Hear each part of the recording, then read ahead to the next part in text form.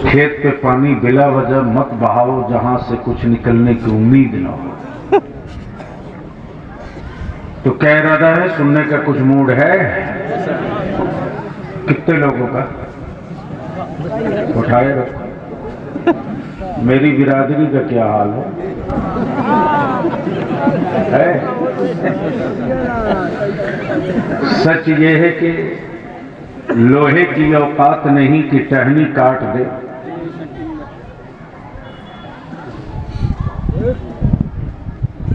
किसी कुल्हाड़ी की हैसियत नहीं कि दरख्त गिरा दे। कुल्हाड़ी ने लकड़ी से जब दोस्ती कर ली तब दरख्तों पर आफत आई है। तो बस सुनने का मूड है तो एक बार मोहब्बत से दुरूद शरीफ पढ़ लीजिए।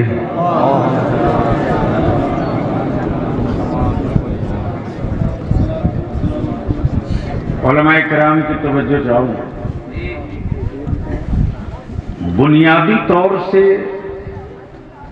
किसी को भी जलसों से कोई तकलीफ नहीं है। तवज्जो चाहो। आप रोज जलसा करें, किसी को कोई दिक्कत नहीं। आप रोज कॉन्फ्रेंस करें, किसी को कोई प्रॉब्लम नहीं है।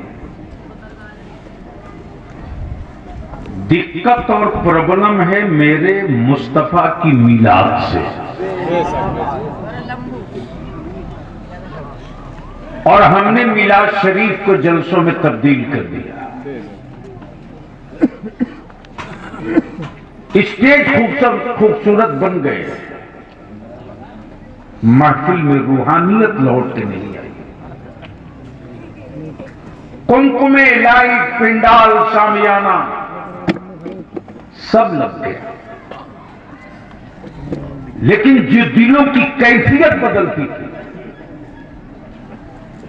जो एहसासे इश्क पैदा होता था, जो नजरें मुतमन्नी होती थी गुंबदे खजरा की, जो दिल ढूंढता था कूचे मुस्तफा। प्लीज बैठ सकते हो तो बैठ जाइए।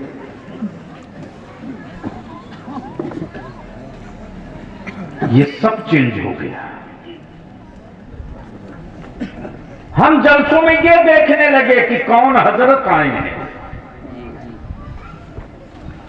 हमारा कान इस सुनने का मुतमन्नी हो गया कि कितना टान के पढ़ा है। माफ कीजिएगा, मरी हुई लाशों को कांधे की जरूरत पड़ती है, जिंदा कौमों को कांधे की जरूरत नहीं पड़ती। अब अगर लाश हो गए हो तो कांधा ढूंढ लेना, और अगर जिंदगी बची हो तो अपने बेटे, अपने भाई, अपने भतीजा, अपने खानदान, अपनी रिश्तेदारियों को लेकर बैठ जाना। नफ्स की धड़कनों से जिंदगी का अंदाजा नहीं होगा।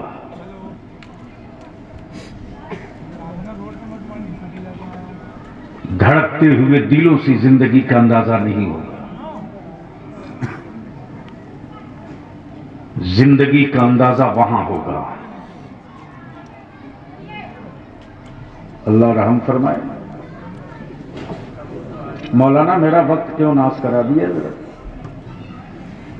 ना मुफ्ती आजम का वास्ता दिए होते, ना बलियाबी हिला होता।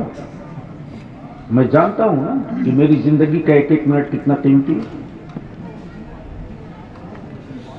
वरना बलियाबी के चेहरे पर भी ग्लेजिंग होती। भारत में हमसे ज्यादा मालदार कोई खतीब नहीं होता, लेकिन कोई माई कलाल नहीं कह सकता कि बलियाबी ने कभी नजराना पलट के देखा हो।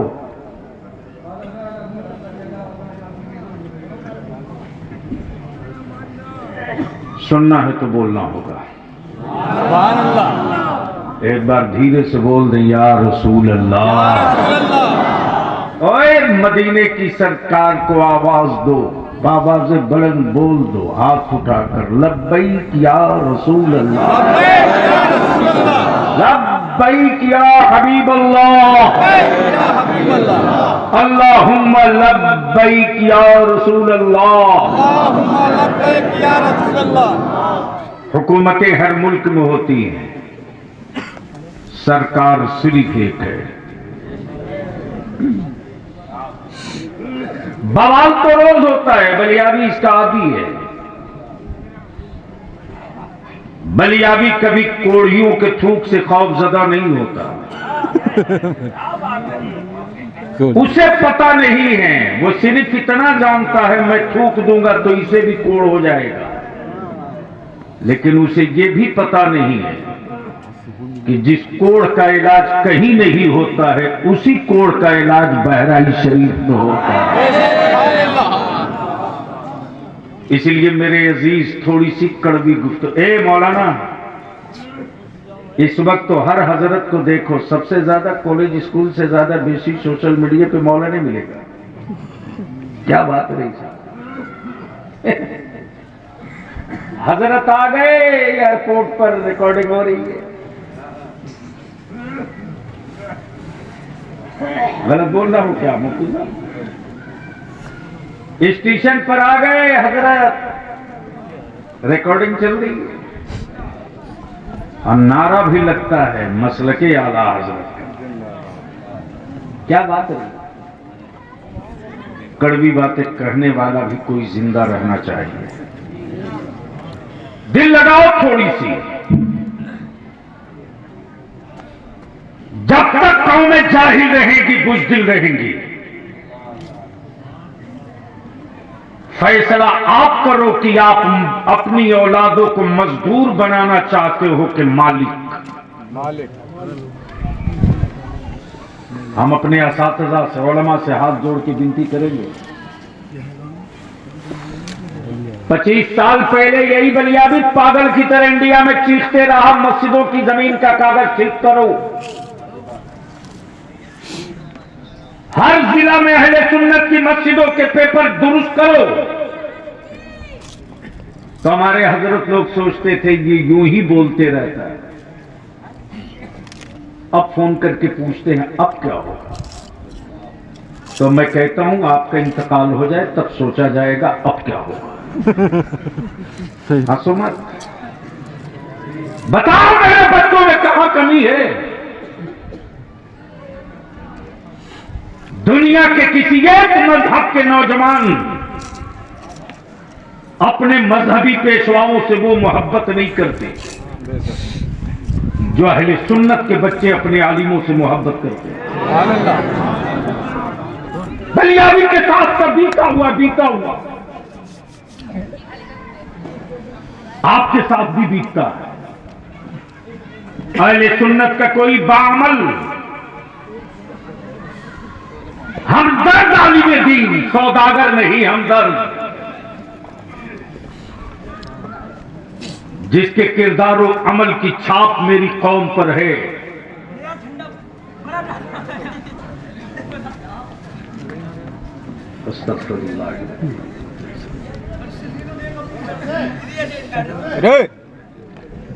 वो वैसे ही छोड़ा जाएगा, एक हाथ दो, अभी फिर जाएगा, सोएगा पूरी रात चैन से। ये कचड़ा माल रखने से क्या फायदा यार। 20 रहे, देखने के लायक रहे।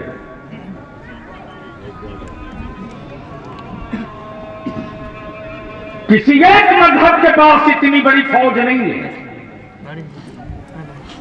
मालूम हो जाए कि मेरा फला आलिम रीछा में, कीछा में कहीं रोड पर मिल जाए तो मेरी कौम का बच्चा इसकी परवाह नहीं करता है कि उसकी जेब में पैसे हैं कि नहीं। वो कर्ज ले करके भी अपने आलिम को चाय नाश्ता कराने के लिए ललायत कराता है। ये जज्बा, ये खुलूस, बलियाबी तो कभी कभी अपने को रोक नहीं पाता है। सोचता हूं कि मेरे बच्चों ने मुझसे कितनी उम्मीद पाल रखी। इसी मुरादाबाद से जाकर हापुड़ में सुबह सवेरे फजर का वक्त हो चुका। ड्राइवर से मैंने कहा गाड़ी रोको, शायद कहीं मस्जिद मिल जाए। बोला साहब इधर तो कोई मस्जिद नहीं दिख रही। मैंने कम से कम चाय तो पी लो। मौलाना मैं इमोशनल हो जाता हूं। यह हमारे बच्चों में क्या कमी है साहब? आलिम ने कहा मदरसा बनाना है, हमारे बच्चों ने कहा मेरा घर बाद में बनेगा, 5 बोरी सीमेंट आप ले लो। आलिम ने कहा मस्जिद बनानी, हमारे बच्चों ने कहा मौलाना मेरा घर बाद में बनेगा, 2000 ईंट ले लो।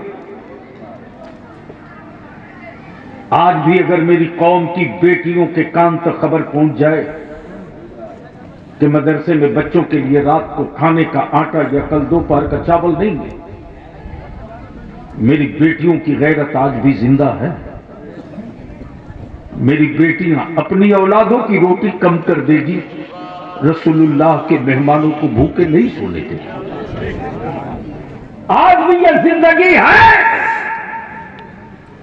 लेकिन हम अपनी नस्लों के मुस्तकबिल के लिए कभी सर जोड़कर नहीं बैठे।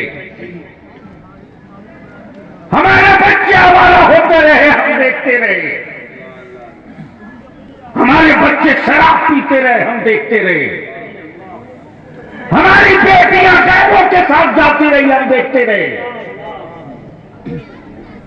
रीछा में रहते हो, तुम्हें वो रीछा की रिपोर्ट नहीं है जो मेरे पास है। बोल दूंगा आग लग जाएगी। ईमान वाली की बेटी और गैरों की बहू बन जाए, कहीं ना कहीं तो गंदा पानी दाखिल होने का रास्ता हमने खुद दिया। घर में चूहे अगर दिख जाएं तो 100 दवा ढूंढते हो, और तेरे घर में इतना बड़ा तूफान आ गया, कभी बैठे नहीं, कभी नहीं बैठे, कभी नहीं बैठे।